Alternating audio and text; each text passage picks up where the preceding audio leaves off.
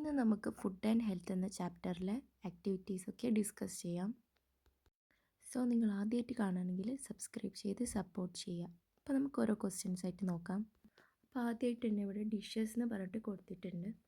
Which are the dishes that you usually eat. അപ്പോൾ നിങ്ങൾ ഏതൊക്കെ ഡിഷാണ് നിങ്ങൾ സാധാരണയായിട്ട് കഴിക്കുന്നത് എന്നാണ് ചോദിക്കുന്നത്. അപ്പോൾ അതെന്താണ് എഴുതി കൊടുക്കുക. How about your friends. അപ്പോൾ നിങ്ങളുടെ ഫ്രണ്ട്സോ അവരെന്തൊക്കെയാണ് കഴിക്കുന്നത് എന്നാണ് ചോദിക്കുന്നത്.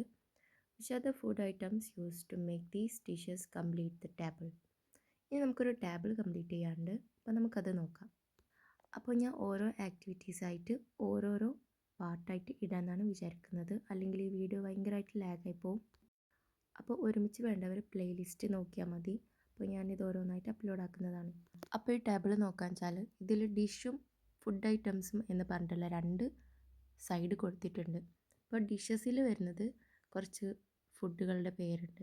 അപ്പോൾ ഫുഡ് ഐറ്റംസ് എന്ന് പറയുന്നത് ഇപ്പോൾ ആ ഡിഷ് ഉണ്ടാക്കാൻ എന്തൊക്കെ ഐറ്റംസ് ആവശ്യമായോ ഫുഡ് ഐറ്റംസ് ആവശ്യമായോ അത് എഴുതാം. അപ്പോൾ ഇതിൽ കൊടുത്തിരിക്കുന്നത് ബോയിൽഡ് റൈസ്. ഇപ്പോൾ ബോയിൽഡ് റൈസ് ഉണ്ടാക്കാൻ റൈസ് ആവശ്യമുണ്ട്, അതായത് ചോറ് ഉണ്ടാക്കാൻ ചോറ് ആവശ്യമുണ്ട്. പിന്നെ ചപ്പാത്തി കൊടുത്തിട്ടുണ്ട്, ചപ്പാത്തിക്ക് അവിടെ വീറ്റ് എന്ന് കൊടുത്തിട്ടുണ്ട്. ഇനി നമുക്ക് വേണമെങ്കിൽ വീറ്റിൻ്റെ കൂടെ വാട്ടറും കൂടെ ആഡ് ചെയ്യാം. അതുപോലെ തന്നെ സാമ്പാറിൽ ഉപയോഗിച്ചിരിക്കുന്ന കുറച്ച് വെജിറ്റബിൾസിൻ്റെ പേരാണ് അവിടെ കൊടുത്തിട്ടുള്ളത്.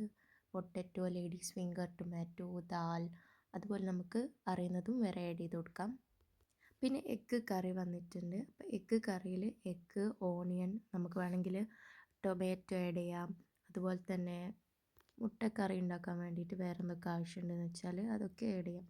പിന്നെ ടേബിളിൻ്റെ അടിയിലേക്ക് സ്പേസ് ബാക്കിയുണ്ട്. അപ്പോൾ നിങ്ങളുടെ ഫേവറേറ്റ് ആയിട്ടുള്ള ഫുഡ് ഏതാണെന്ന് ചെയ്തിട്ട് അതിൽ യൂസ് ചെയ്തിരിക്കുന്ന ഫുഡ് ഐറ്റംസിൻ്റെ പേര് സൈഡിൽ നിങ്ങൾ കോമയിട്ട് എഴുതാം.